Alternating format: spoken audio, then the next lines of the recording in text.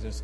And this morning we finally get to see much of a much delayed report on CIA interrogation techniques after 9/11. It's expected to show how al-Qaeda suspects were subjected to sleep deprivation, confinement in small places, and waterboarding as well. The U.S. is stepping up security abroad in anticipation of the backlash. The Obama administration saying for now it has disavowed the use of torture, but as Shihab Ratanzi shows us, the White House still isn't being entirely open about some controversial practices, both past and present. This is the most transparent administration in history. This week, that assertion by President Obama is yet again being tested.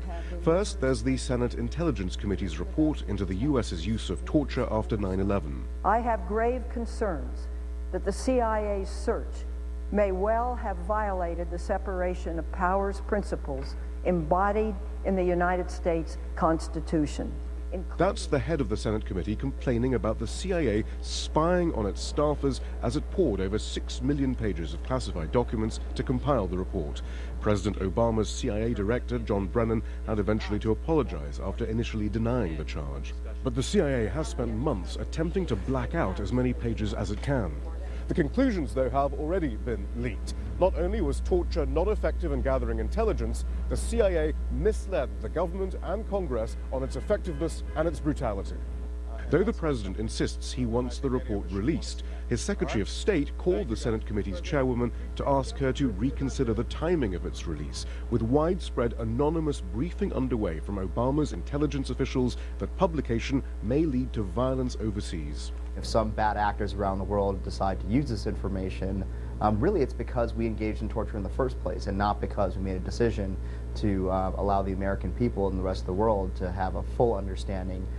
Warning about the potential for violence is a common tactic used by the Obama administration. For example, it will have to prove on Friday that violence will be the result if some 2,000 photos from Iraq and Afghanistan are published.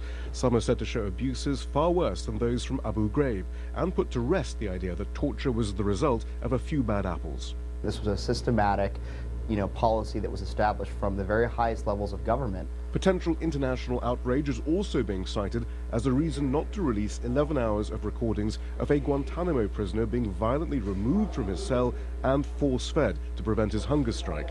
But the question being asked is why official policy appears to ensure imprisonment at Guantanamo is as inhumane as possible. It is very surprising, especially for a president that has said that Guantanamo has to be closed. And overarching all these cases is the question of why the Obama administration is opposed to accountability for practices it says it knows are wrong. Shihab Ratanzi, Al Jazeera, Washington.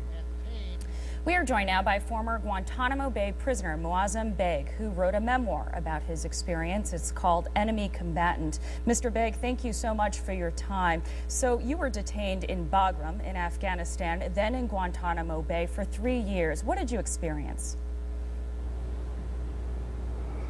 Well, I experienced being stripped naked, being beaten, being spat at, having my clothes forcibly taken off with a knife, and being subjected to the sounds of a woman screaming I was led to believe was my wife, being tortured in the room next door, and then forced to sign confessions.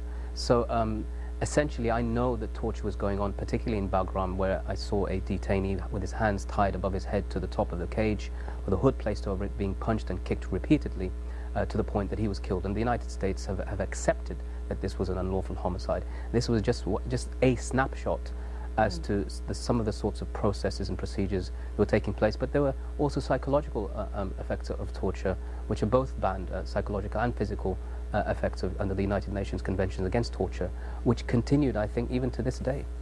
In fact, after you got out, your father was quoted in the press as saying you had mental scars from being, quote, tortured badly. What else will the detainees recently released be going through mentally?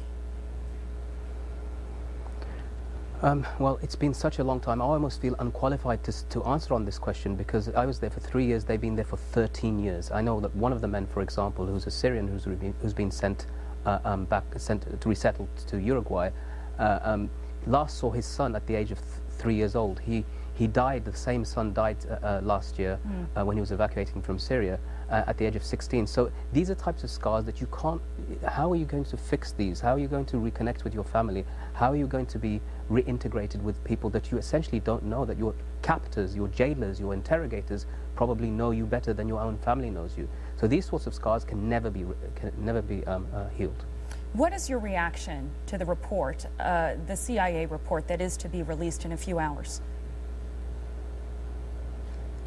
Well, I heard recently, just on a program before on Al Jazeera, where a former CIA agent was saying that waterboarding, for example, helped to protect lives. Now, the truth of the matter is that waterboarding is torture. In Spanish, it's called tortura del agua. It was first used during the Spanish Inquisition. Japanese soldiers who had waterboarded American POWs during World War II were successfully prosecuted for war crimes for doing this thing.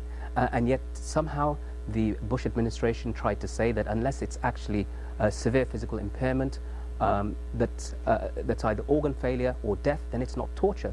And you had the most senior legal advisors to the US government arguing this case. It's unbelievable. So the fact that when Obama came into power and he said that we will no longer torture, we will close Guantanamo, we will end the renditions program, and he then said that there will be immunity for those people who did these crimes.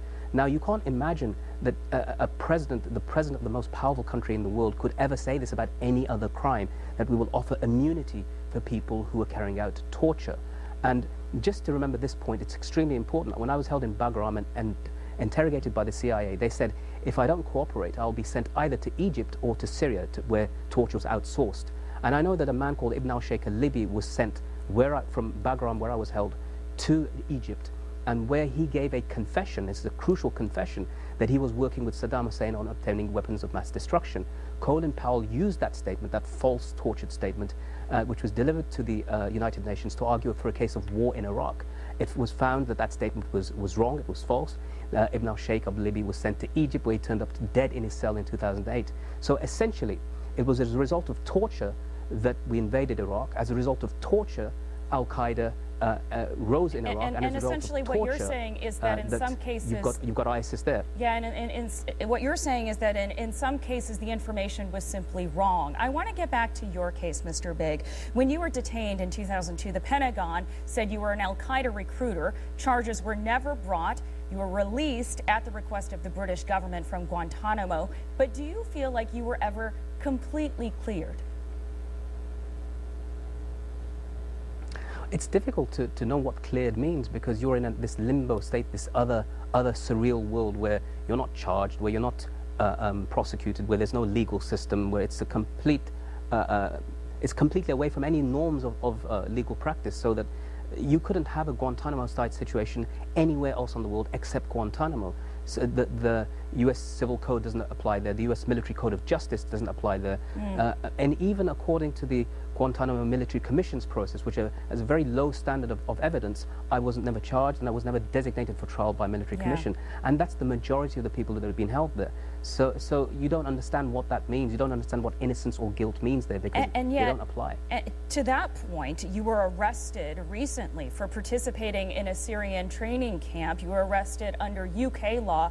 Not only were you exonerated from those charges, but your travels to Syria had been approved by MI5 and fit with the UK's foreign policy efforts in Syria at the time. So I guess my question is, do you still feel stigmatized all these years after your Gitmo release? I think there's a complete confusion in terms of Britain, the United States of America, as to what's happening in the Muslim world, in Syria and Iraq, and their own responsibilities for creating that situation, that vacuum that caused the rise of ISIS and other groups. And thus, they have been quick to jump on to those who've been trying to assist.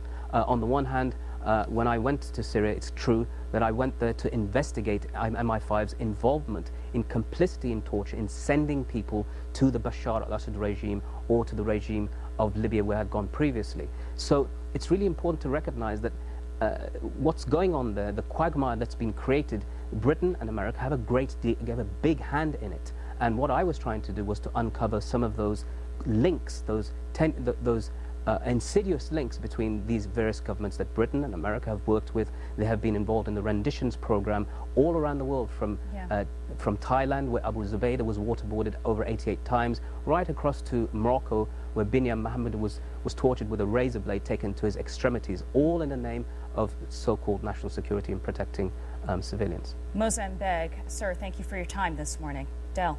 Stephanie, let's go to Eldon Greenberg. He is the attorney for Abdul Hadi Faraj. His client recently released from Guantanamo, and he joins us from Washington, D.C. this morning. Mr. Greenberg, what tactics were used against your client, and do you believe that they were excessive or illegal? Well, there were extraordinarily harsh techniques used against my client, especially during his early years in Guantanamo. He was subjected to sleep deprivation. He was held in very cold conditions or very hot conditions. He was yelled and screamed at and subjected to interrogation sessions that went on for hours. Mr. Greenberg, what do you say to a skeptical American public that says, and a chastened American public that says, that clients like yours were picked up in the days and weeks after September 11th when terrorists flew planes into buildings and killed more than 3,000 Americans, and the nation was at war? Well, my client was not engaged in any hostilities against the United States. He happened to be an Arab living in Afghanistan at the time of the 2001 attacks. He knew that if he stayed in Afghanistan, he would be killed just simply because he was an Arab. So he tried to get out of the country. He was picked up at the Pakistan border, probably paid a bounty by the U.S. government, and then turned over to U.S. authorities, sent to a dark site in Afghanistan, and ultimately transported to Guantanamo, all really on the basis of nothing more than racial profiling. Let's go back to these allegations of torture. Do you believe that under the tactics that were used against your client, that he provided useful information, or did he tell you that he said what he would do whatever it took to get the torture to stop? Well, turning to what he told U.S. authorities, I actually think he was very consistent over the years in telling the U.S. authorities that, frankly, he was not involved in any terrorist activities or hostilities against the United States.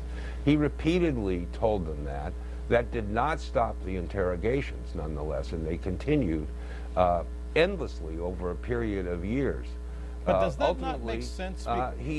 You know, and let me counter by saying that if you ask a child, did you break a pen, they'll tell you over and over again that they didn't, until finally one day you get to the truth.